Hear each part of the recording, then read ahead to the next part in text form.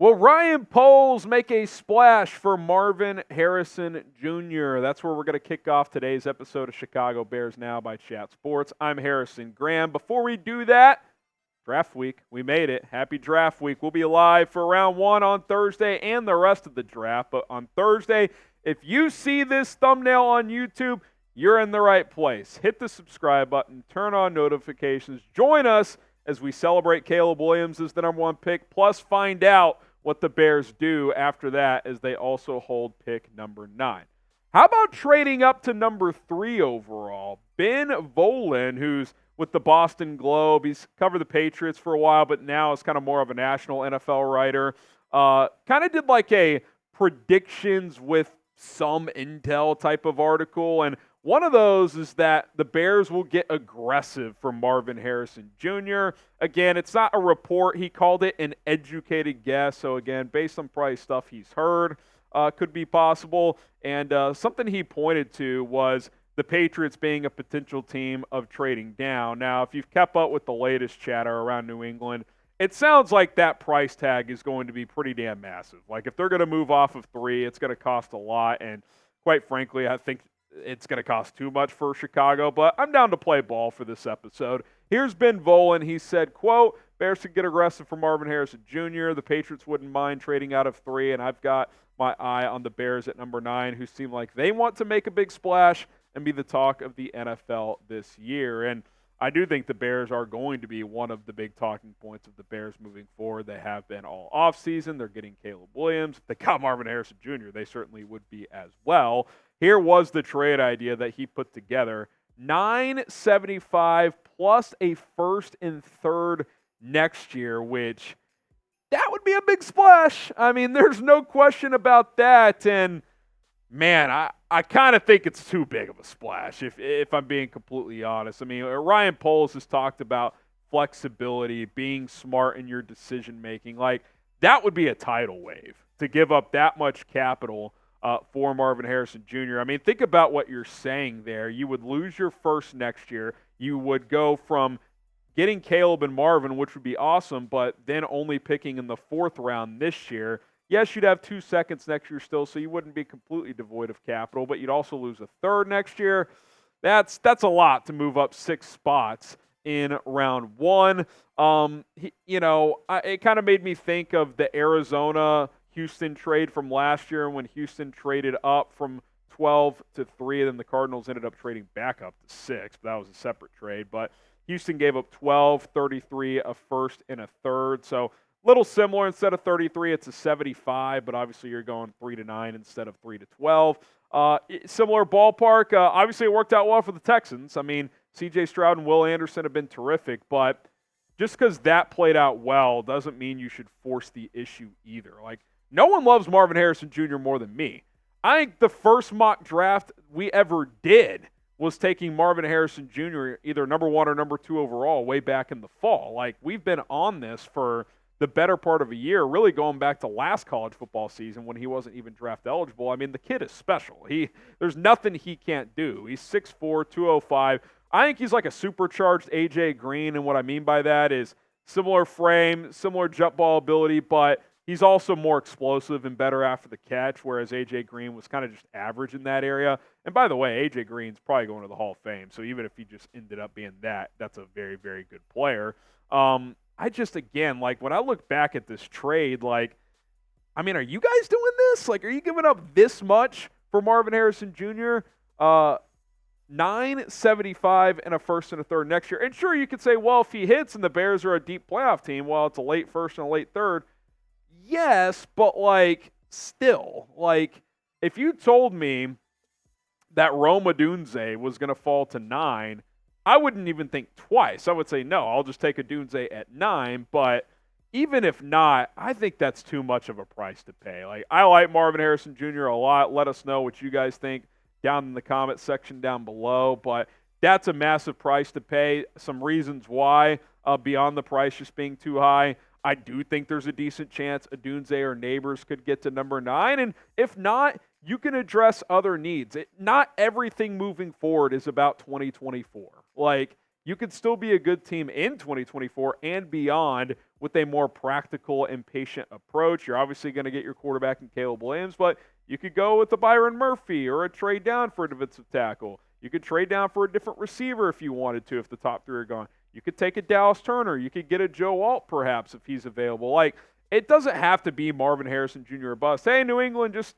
take whatever you want. We want Marvin that bad. I just don't think it's a good idea. I don't. And quite frankly, from New England's standpoint, they may say no. Like, they may want more than that, than what they got in that offer, because they might be looking at that, well, Chicago could be good next year. Do we want a future first that's going to be in the 20s? Like, I don't know if it's a win-win for either side, because for New England, it might take them out of quarterback range. So I think I'm passing, and I continue to circle back to this. And, yes, this may not be enough. I fully acknowledge that. 9 and probably a top 35, top 40 pick next year, because Carolina is going to be bad again. I would throw another pick on there. It wouldn't be a first, but maybe you throw a third next year, or your fourth this year, or something like that to sweeten it a little more with the Chargers at 5. That I can get behind. If there's no future first, it's a different story. I'm ball game. Like, I'm in on that, but future first and a third, like, I don't know. Like, I like Marvin Harrison Jr. a lot, but it's not like this wide receiver room is so barren that you have to force the issue here. It's not like the receivers after MHJ in this draft are so bad that you feel like you don't have a choice. I just don't think that's good business, and that's why I ultimately am going to have to pass on that trade idea from Ben Volin. All right, we are sponsored by Game Time here on today's show. What does Game Time specialize in? Well, last-minute tickets for the lowest price guaranteed. That is what Game Time offers. If you want to go check out the White Sox, I get it, they stink. But hey, maybe you want to go watch a good team coming to town. You can get really cheap tickets at Guaranteed Rate Field right now. Go check it out with Game Time. How about the Rolling Stones coming up in the month of June at Soldier Field? Get your tickets right now. You can purchase with Venmo as well with the Game Time app, which is pretty cool. The Cubbies are playing ball. They got a series with the Astros at Wrigley Field and a bunch more games coming up.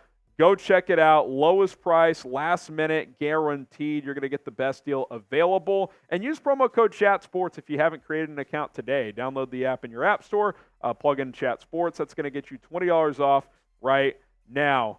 Concerts, sporting events, comedy shows, anything else where you have to purchase your tickets. Game Time makes it easy, and they give you the best deals out there.